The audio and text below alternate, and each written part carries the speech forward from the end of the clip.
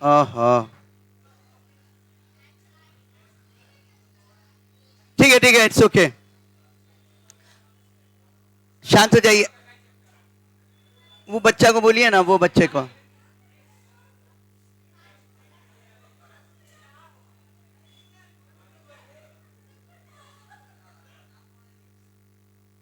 ठीक है।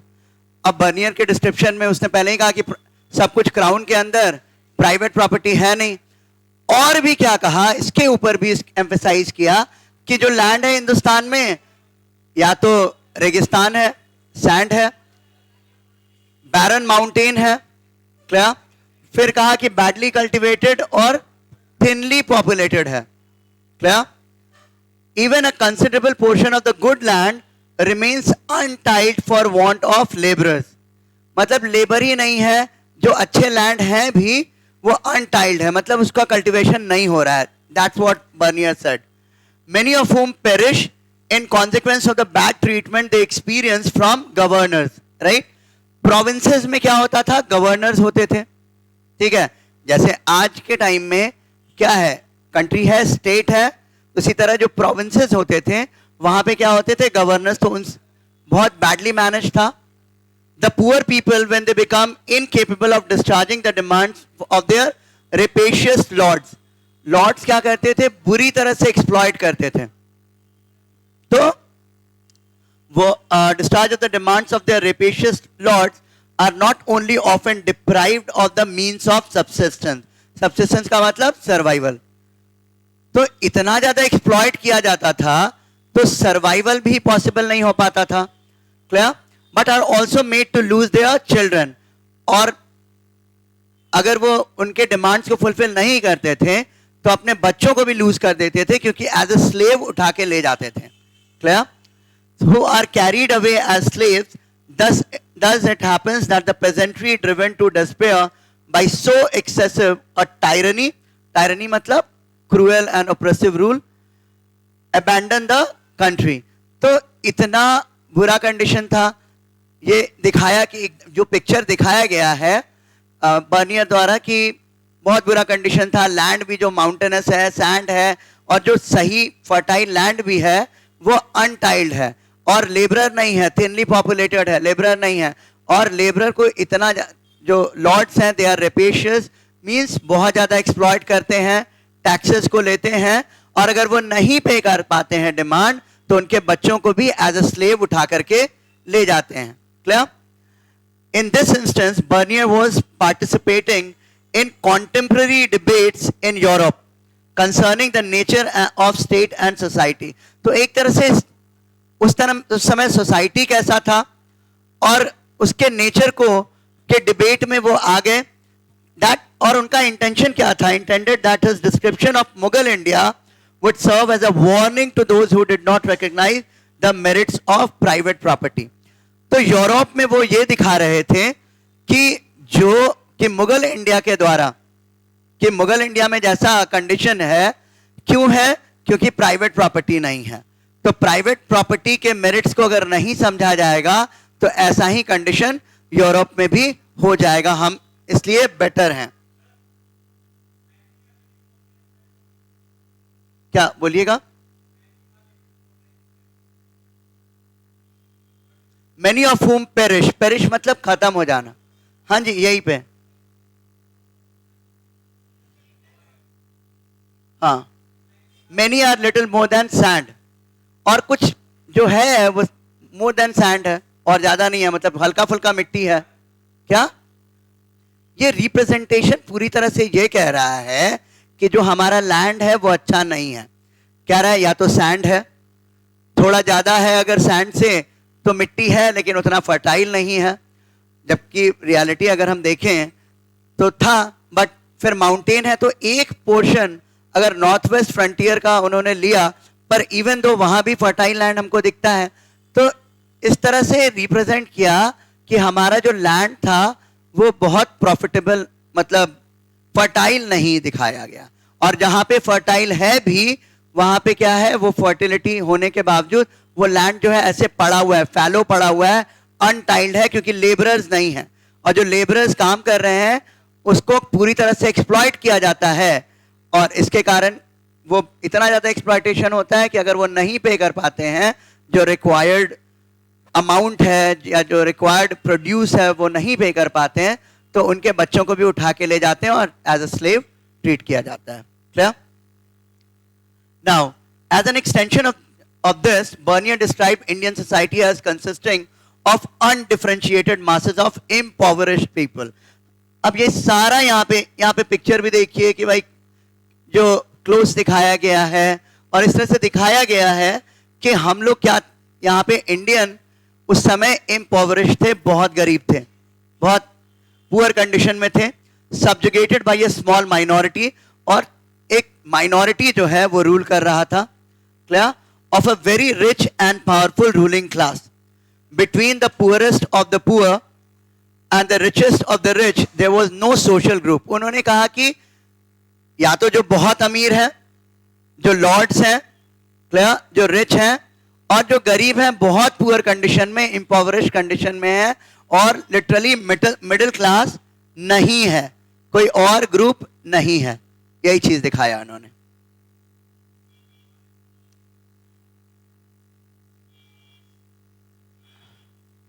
अब आगे यहां देखते हैं हम लोग. This then is how Bernier saw the Mughal empire. Its king was the king of beggars and barbarians. Clear?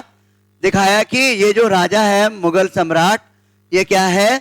भिखारियों का राजा है और अनसिविलाइज्ड लोगों का राजा है. Clear? Because poor people. Its cities and towns were ruined and contaminated with ill air. जो शहर हैं वो पोल्यूटेड है, कंटामिनेटेड है, मींस पोल्यूटेड है, और इल एयर से भरे हुए. And its fields overspread with bushes.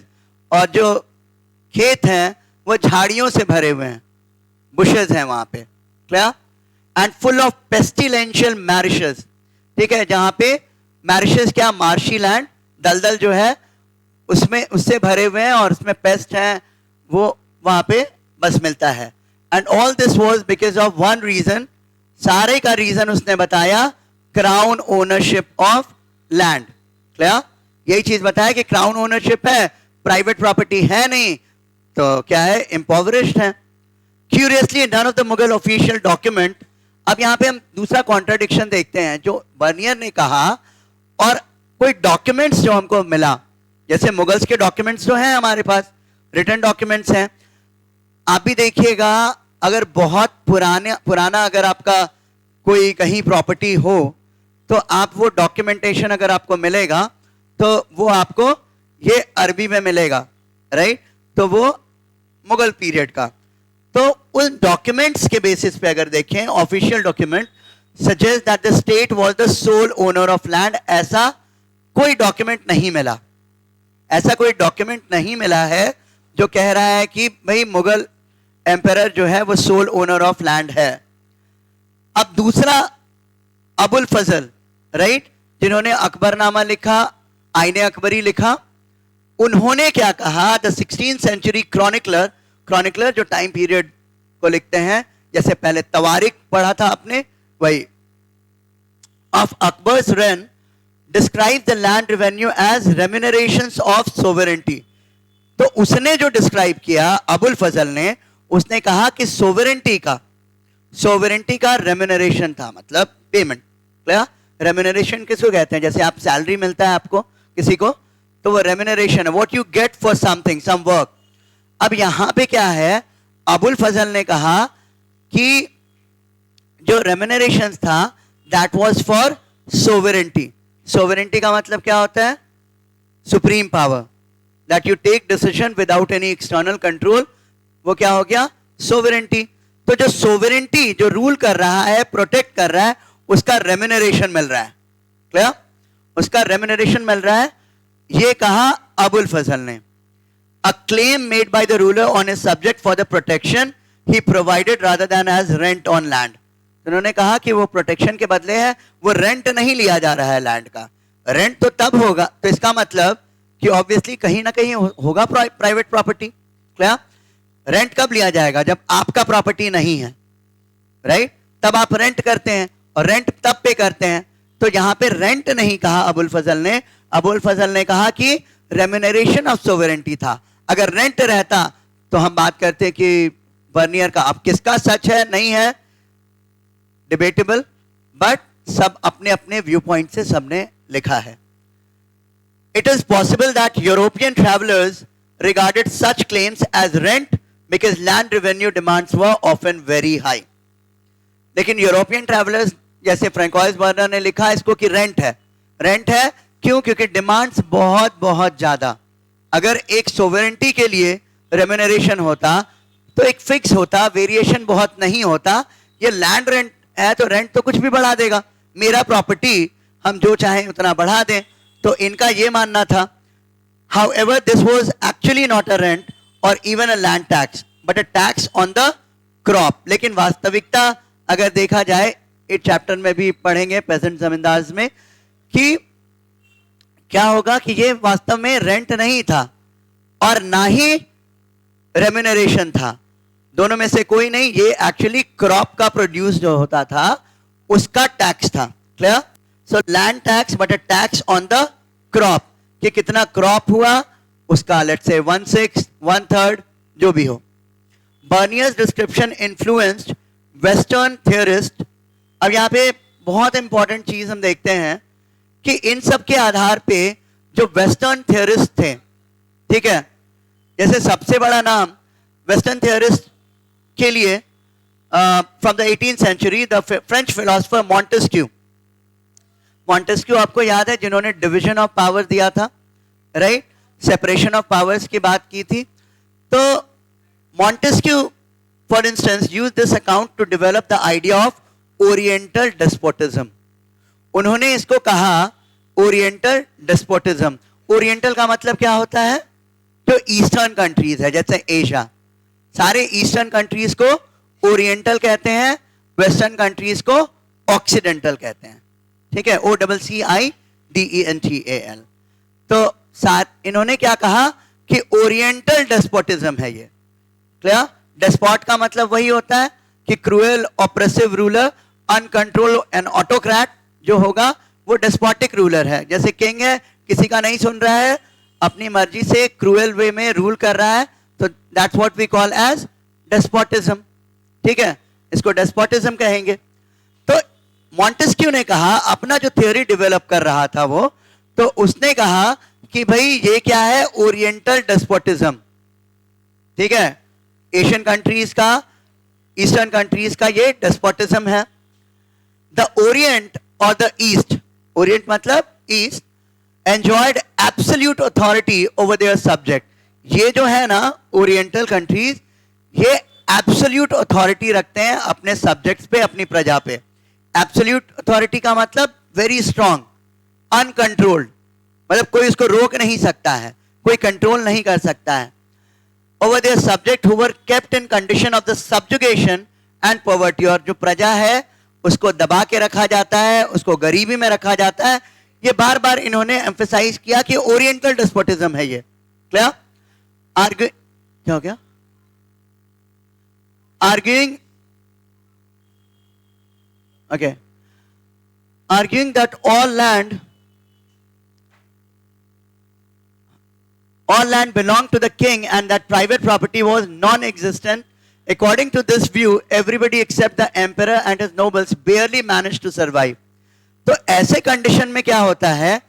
राजा और नोबल, इसके अलावा जो भी जनता है उसको, उसका तो सर्वाइवल भी मुश्किल है। उसके लिए तो सर्वाइव करना पॉसिबल नहीं है, क्योंकि इतना ज्यादा टैक्सेस, इतना ज्यादा बर्डन, प्राइवेट प्रॉपर्टी है नहीं। इसके हिसाब से जो डेवलप किया ओरिएंटल डेस्पोटिज्म का idea. Clear? This idea was further developed as the, ये तो बहुत इंपॉर्टेंट थियोरी का डेवलपमेंट यहां पे देखते हैं हम लोग। तो this idea was further developed as the concept of the Asiatic mode of production by Karl Marx. Karl Marx का नाम सुना है आप लोगों ने, राइट?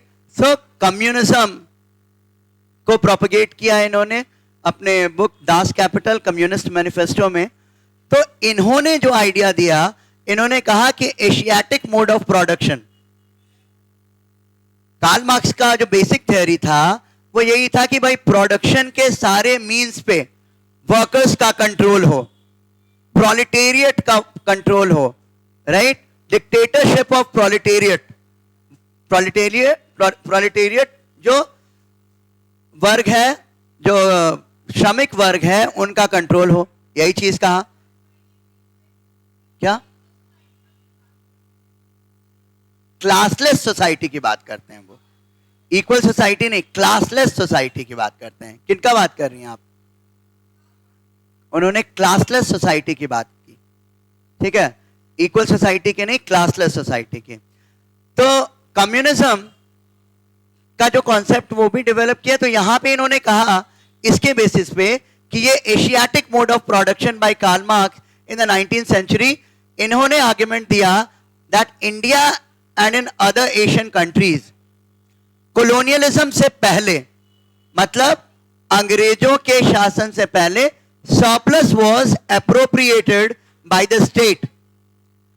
जो राज्य है वो क्या करता है, जो भी सरप्लस है उसको ले लेता है, ठीक है, उसके कंट्रोल में आ जाता है स्टेट के। This led to the emergence of a society that was composed of a large number of autonomous and egalitarian village communities. Clear? तो उन्होंने थ्योरी यही दिया, यहां के को कनेक्ट किया कि जो भी क्रॉप का अप्रोप्रिएशन होता है, मतलब ले लेता है स्टेट। अब इससे क्या होता है, बहुत सारे विलेज कम्युनिटीज डेवलप हो जाते हैं, गांव के कम्युनिटीज जो प्रोडक्शन कर रहे हैं, जो प्रोडक्शन हो रहा है, और ये जो ये है ऑटोनमस हो जाते हैं, मतलब independent, right, independent, and they have egalitarian village communities. Egalitarian means जो इक्वालिटी के प्रिंसिपल पे होते हैं, राइट, कि सब इक्वल है, सबको इक्वल राइट मिलना चाहिए। तो ये चीज, ये क्या कहा गया कि एगैलिटेरियन प्रिंसिपल। क्या ये कहा उन्होंने? The imperial court presided over these village communities respecting their autonomy as long as the flow of surplus, कि जब तक सरप्लस होता रहता है तब तक इन विलेज कम्युनिटीज का ऑटोनॉमी को रिस्पेक्ट दिया जाता है। क्या यही कहा उन्होंने कि भाई प्रोड्यूस कर रहा है, सरप्लस है, तो सरप्लस है तो आपको रिस्पेक्ट दिया जाएगा, मिलता है। इनके बातों को सुना और जाता है। वॉज अनइम्पेडेड मीन्स अनऑब्स्ट्रक्टेड, कोई रुकावट नहीं आता है इसमें। क्या this was regarded as a stagnant system, और इसको उन्होंने कहा कि स्टेगनेंट है। स्टेगनेंट किसको कहेंगे? जो रुका है, स्थिर है, जो डायनामिक नहीं है, जिसमें बहुत परिवर्तन नहीं हो रहा है। तो इन्होंने जो एशियाटिक वे बताया वो यही बताया कि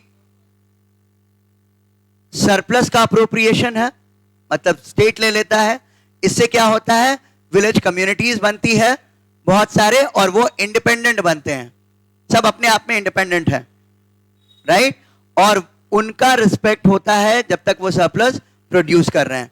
इतना कहा कार्ल मार्क्स ने। However, as we will see, this picture of rural society was far from true. आगे हम देखेंगे कि ये जो पिक्चर गांव के सोसाइटी का है वो शायद ही सही है। In fact, during the 16th and 17th centuries, कितना बात कर रहे हैं? In fact, during the 16th and 17th centuries, rural society was characterized by considerable social and economic differentiation. तो अगर हम बात करें 16th और 17th सेंचुरी की, तो गांव का जो सोसाइटी था वहां बहुत सारा सोशल और इकोनॉमिक डिफरेंशिएशन मिल रहा था। At one end, the spectrum were the big zamindars who enjoyed superior rights in land, and at the other hand, the untouchable landless laborers. ठीक है, तो दूसरे हैंड पे वो थे। In between was the big peasant who used hired labor and engaged in commodity production, and the smaller peasant who could barely produce for their subsistence. अब यहां पे क्या है, देख रहे हैं कि अलग अलग ग्रुप्स बताया जा रहा है। नहीं तो अर्लियर फ्रैंकोइस बर्नर के हिसाब से उन्होंने सीधे कहा कि क्या है, नोबल्स किंग सरवाइव कर रहे हैं, बाकी कोई है नहीं, क्लियर? बाकी कोई बीच का ग्रुप नहीं है, मिडिल क्लास तो है ही नहीं, और बाकी सारे जो है वो सफर कर रहे हैं, इम्पोवरिश्ड हैं। यहाँ पे थोड़ा सा चेंज दिखता है कि बड़े किसान हैं, लेबर्स हैं, कमोडिटी प्रोडक्शन हो रहा है, और छोटे किसान हैं जो मुश्किल से सरवाइव कर पा रहे हैं, उनके साथ ये केस है, clear? Now a more complex social reality. अब सोशल रियलिटी जो कॉम्प्लेक्स देखें, while Bernier's preoccupation with projecting the Mughal state as tyrannical, तो उन्होंने क्लियर कहा कि भाई मुगल स्टेट क्या है, टायरानिकल है, क्रूएल है, ऑप्रेसिव है, ये कहा। Is obvious his descriptions occasionally hint at a more complex social reality. तो उनका जो डिस्क्रिप्शन है वो कॉम्प्लेक्स सोशल रियलिटी को दिखाता है। For instance he felt that, अब उनको क्या मिला, आर्टिजन्स हैड नो इंसेंटिव। जो आर्टिजन्स होते हैं, जैसे आर्टिजन्स में जो भी क्राफ्ट पर्सन हुए वो आर्टिजन कहलाएंगे, पॉटरी मेकर हैं, ठीक है, कारपेंटर हैं, या अलग अलग जो क्राफ्ट कर रहे हैं, तो वो आर्टिजन्स के लिए कोई इंसेंटिव नहीं था। No incentive for artisans. Incentive क्या होता है, जो आपको एक्स्ट्रा मिलता है किसी काम के लिए। जैसे मान लीजिए कोई सैलरी, लेकिन बहुत अच्छा काम किया तो उसको कुछ ऊपर से कुछ मिलता है, हाँ, अधिकार नहीं, विशेष रेम्यूनरेशन उसको कहेंगे, तो वो इंसेंटिव हो गया। अब मान लीजिए नॉर्मल है कि भाई ये 50 रुपए में बिक रहा है, क्या, लेकिन बहुत बेहतरीन पीस है, तो उसका प्राइस थोड़ा बढ़ना चाहिए, इंसेंटिवाइज होना चाहिए, कोई इंसेंटिव देना वाला होना चाहिए। तो यही कहा कि आर्टिजन्स के लिए कोई इंसेंटिव नहीं था, बस काम करो, प्रोड्यूस करो, दे दो, क्लियर? टू इंप्रूव द, अब इंसेंटिव मिलता है तो इंसेंटिव का फायदा क्या होगा, अगर किसी को भी इंसेंटिव मिल रहा है और अच्छा करने की कोशिश करेगा, isn't it?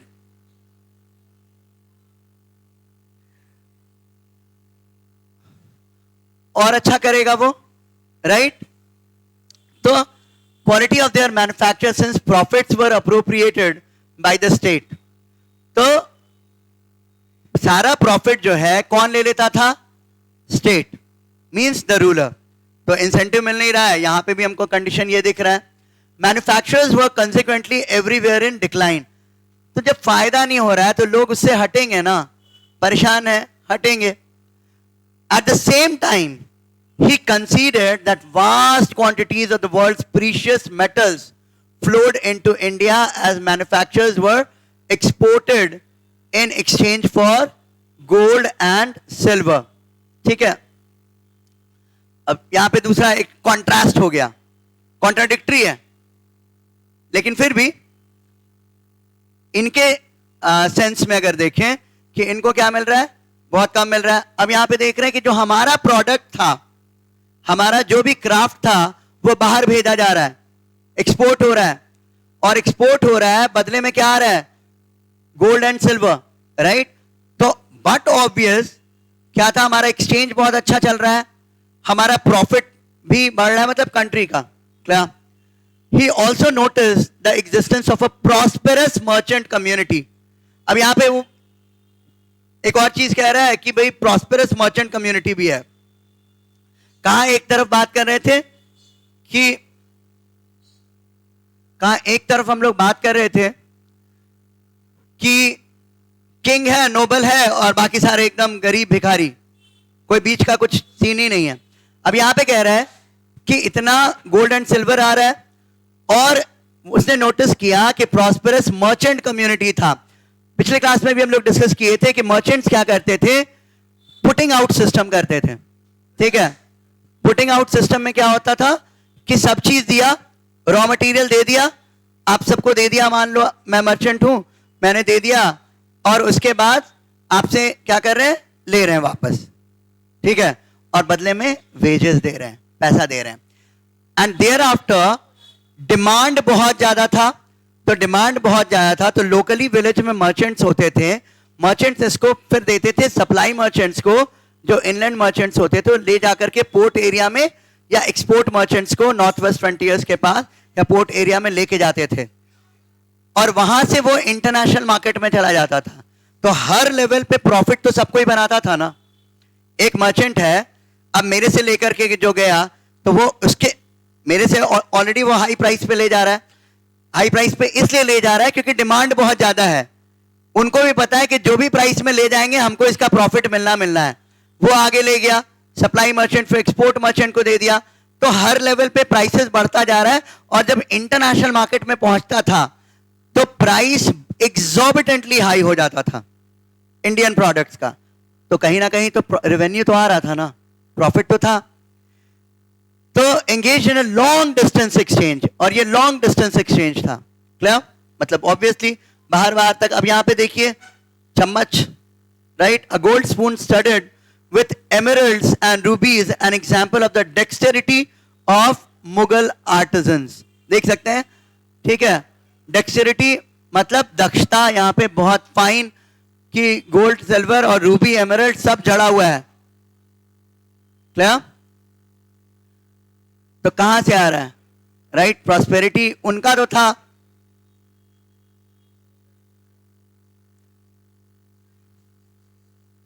Now, a different socio-economic scenario. क्या हुआ?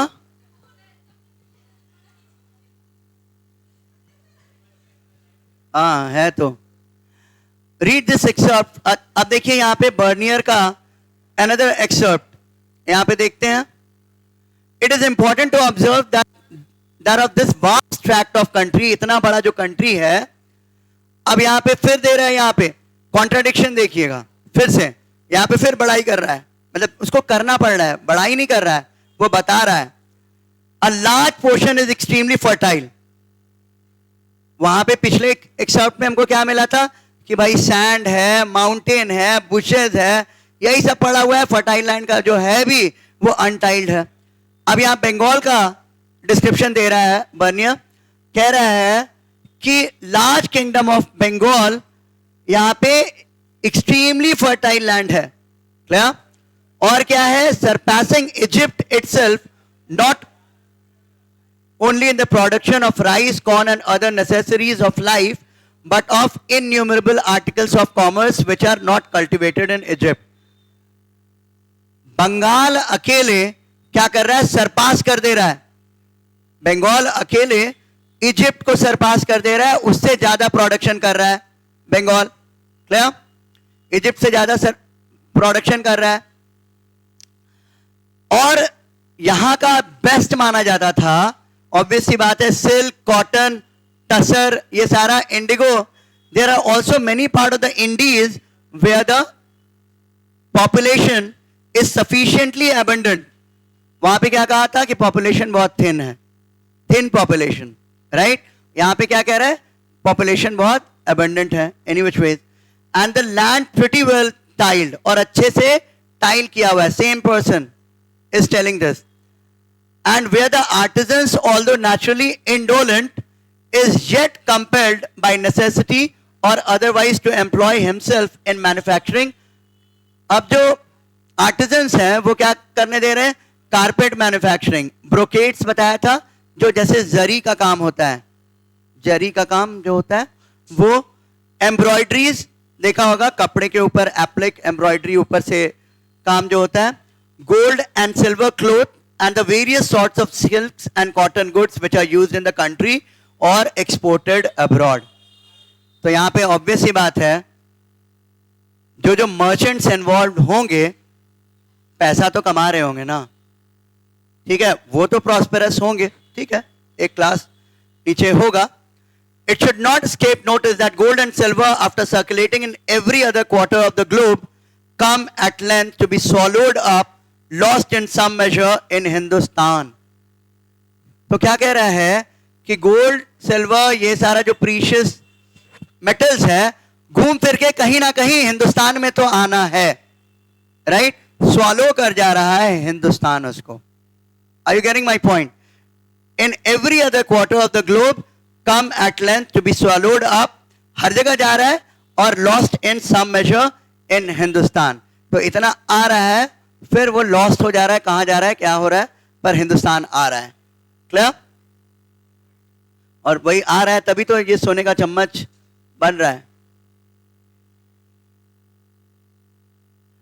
right? Now, in fact, during the 17th century, about 15% of the population lived in towns. 17th century में लगभग 15% towns में रहते थे. This was on average higher than the proportion of urban population in Western Europe. यहाँ पे देखिए, तो 15% लोग कहाँ रह रहे हैं?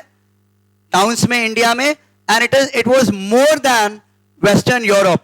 Western Europe considered कि अपने आप को सुपीरियर, वेस्टर्न यूरोप में आपका फ्रांस, इंग्लैंड, जर्मनी, इटली सब आ जा रहा है. In the same period, in spite of this, Bernier described Mughal cities as camp towns. लेकिन इसके बावजूद इन्होंने क्या डिस्क्राइब किया कि मुगल सिटीज जो है वो कैंप टाउन्स है. एक लगता है जैसे वो एक कैंप है. Clear? By which he meant towns that owed their existence and depended for their survival on the imperial camp. Camp में क्या होता है? जैसे कोई कैंप है, कैंप में जो लोग हैं वो डिपेंड किस पे करते हैं कि हाँ भाई कुछ खाना आएगा, खा लेंगे, कुछ मिलेगा, सरवाइव कर लेंगे. मतलब मुगल इंपीरियलिज्म पे वो डिपेंड कर रहे हैं. वो कैंप टाउन्स हैं. वो अगर कुछ दे दिया तो खा लेंगे, नहीं तो नहीं खा पाएंगे, या मतलब नहीं सरवाइव कर पाएंगे. He believed that these came into existence when the imperial court moved in and rapidly declined when it moved out. He suggested that did not have viable social and economic foundation but were dependent on imperial patronage. मतलब अगर आप craft person हैं तो अपने आप पे नहीं depend कर रहे हैं, वो किस पे डिपेंड कर रहे हैं? पेट्रोनेज पे, राइट? मतलब इंपीरियल पेट्रोनेज आपको मिला हुआ है तो आप चल रहे हैं, अगर पेट्रोनेज नहीं मिला हुआ है तो आप चल नहीं पा रहे हैं. Isn't it? तो डिपेंडेंट है. As in the case of the question of land ownership, Bernier was drawing an oversimplified picture. There were all kinds of towns. अब यहाँ पे देखिए, उसने oversimplified picture दिया और साथ में ये भी बताया कि अलग अलग तरह के टाउन्स थे. अलग अलग तरह के टाउन्स अगर हैं तो उनका इंपॉर्टेंस तो रहेगा. उसने बताया कि भाई मैन्युफैक्चरिंग टाउन है, तो मैन्युफैक्चरिंग टाउन कौन है? जहां पे इंडस्ट्री है, जहां पे मैन्युफैक्चर हो रहा है. इंडस्ट्री मतलब फैक्ट्री नहीं था, इंडस्ट्री मतलब जहां पे मास प्रोडक्शन होता था, राइट? घर पे ही हो रहा है, डोमेस्टिक यूनिट में ही हो रहा है, लेकिन बहुत सारा प्रोडक्शन हो रहा है, तो वो सारे क्या कहलाए? Manufacturing towns. उसने कहा ट्रेडिंग टाउन्स, जहां पे व्यापार होता था, चीजें लाई जाती थी, खरीद बिक्री होता था, ट्रेडिंग टाउन्स हो गया. पोर्ट टाउन्स थे, जहां से एक्सपोर्ट होता था. क्लियर? तो जब फिर सेक्रेड सेंटर्स, ठीक है, पिलग्रिमेज टाउन्स, टेम्पल टाउन्स, ये सारा उसने बताया. तो ये जब सारा है तो सब में क्या हो रहा है? इकोनॉमिक डेवलपमेंट तो होगा ही होगा. ये सारा रहेगा तो इकोनॉमिक डेवलपमेंट होना ही होना है, नहीं होने का सवाल ही नहीं उठता है.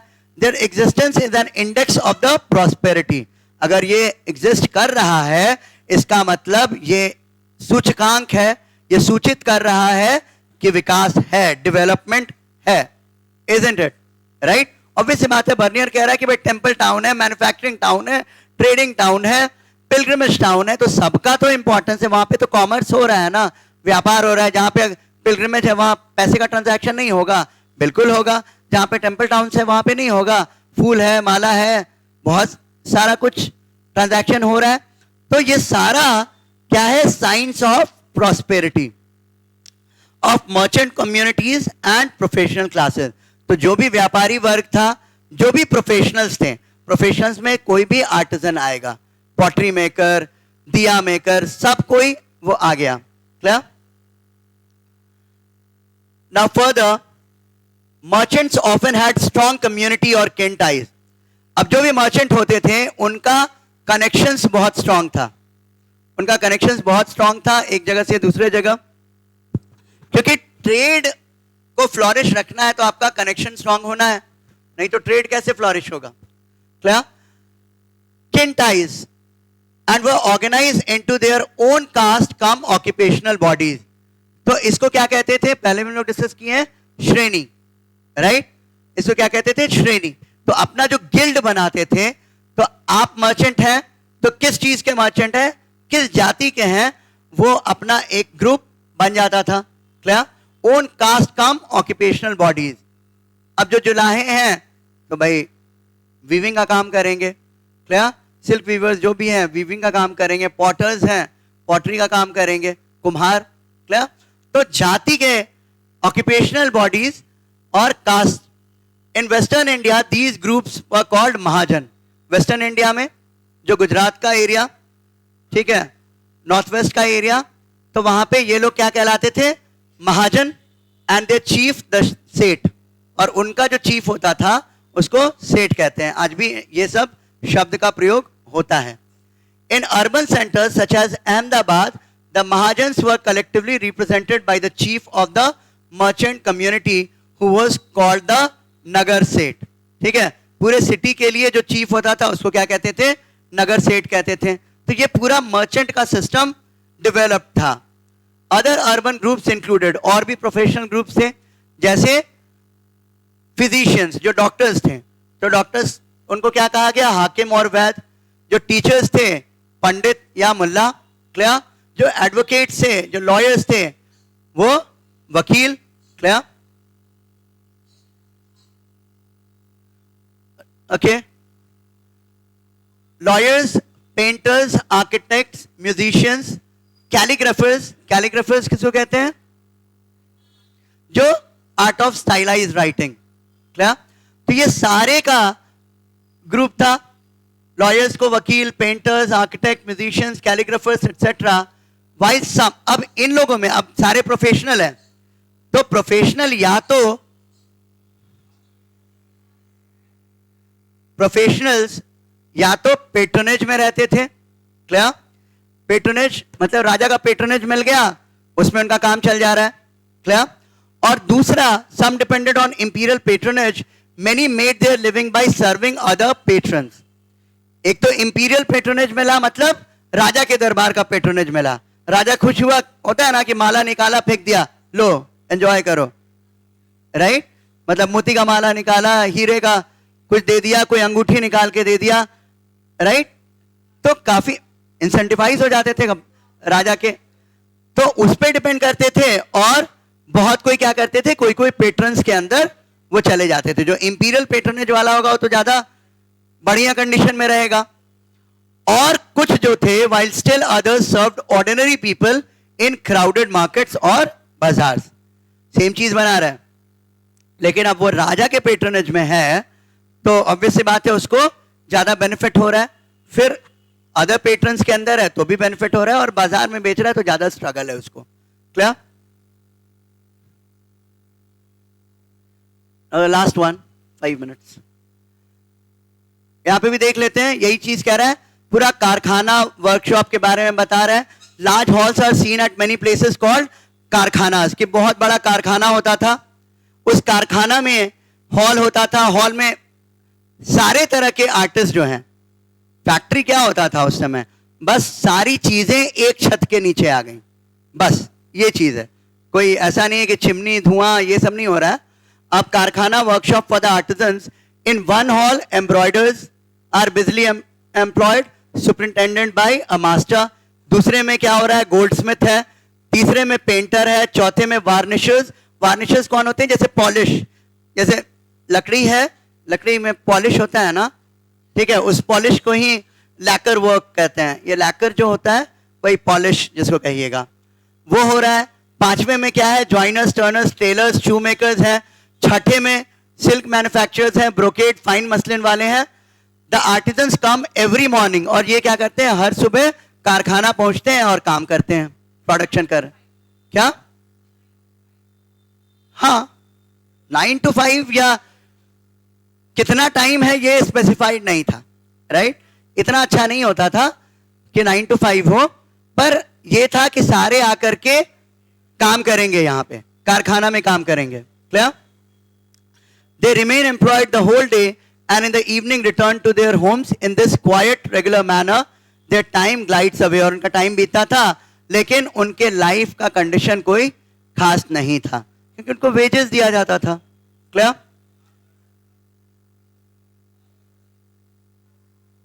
अब लास्ट पार्ट है बहुत सिंपल सा, कि women slave, Sati and labourers. हो गया, पढ़ा देंगे 2 मिनट 5 मिनट से आया नहीं लगेगा। नहीं नहीं नहीं, वेट वेट, 5 मिनट ज्यादा से कुछ है नहीं इसमें, सिंपल है, बस ऐसे ही समरी बता रहे हैं आपको, कुछ हो जाएगा। अब क्या है, नहीं नहीं wait wait, next chapter start करेंगे। टाइमलाइन करवा देंगे, टाइमलाइन नहीं होगा, ये तो कंप्लीट कर दें। अब क्या है, स्लेव हाँ कौन तो, हाँ यही बता देंगे, कल थोड़ी है क्लास। हाँ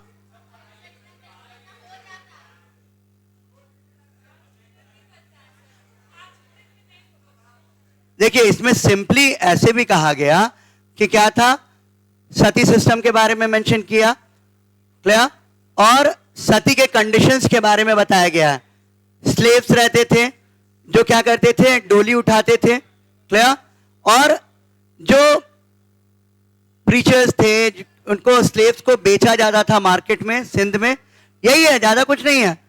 और इब्न बतूता ने कहा कि वो जब गया तुगलक से मिलने, तो वो क्या कर रहा था, रास्ते में घोड़े खरीद के कुछ गिफ्ट्स ट्रिब्यूट के लिए लेकर के गया, राइट, और फॉर सुल्तान मोहम्मद बिन तुगलक, और जब मुल्तान पहुंचा तो वहां के गवर्नर को दे दिया, क्लियर। तो स्लेव्स इंपॉर्टेंट था, स्लेव्स का ट्रांजैक्शंस होता था और स्लेव्स गिफ्ट भी किया जाता था। और क्या होता था कि slaves were generally used for domestic labour and Ibn Battuta found their service particularly indispensable. अब स्लेव्स का काम क्या होता था, विमेन भी होते थे, मेन भी होते थे। अब विमेन मैन, कोई पालकी उठाने वाला, डोमेस्टिक लेबर, ये सब होता था। इसके अलावा बताया गया कि विमेन जो होते थे वो क्रूशियल होते थे। क्यों? उनको एज ए स्पाई रखा जाता था, ठीक है। जैसे स्लेव वुमेन है तो वो क्या कहीं भी झाड़ू लगाने घुस जाएंगे, सफाई करने घुस जाएंगे, तो राजा जो होते थे ना, वो अपने नोबल्स पे स्पाई करने के लिए विमेन रखते थे। मतलब स्पाई करना ज्यादा आसान था, जो स्लेव विमेन स्लेव होती थी उनको रखा जाता था। और विमेन स्लेव्स का अलग अलग रोल था कि भाई डांस, म्यूजिक, ये सब के लिए भी रखा जाता था, रिक्रिएशन के लिए, क्लियर।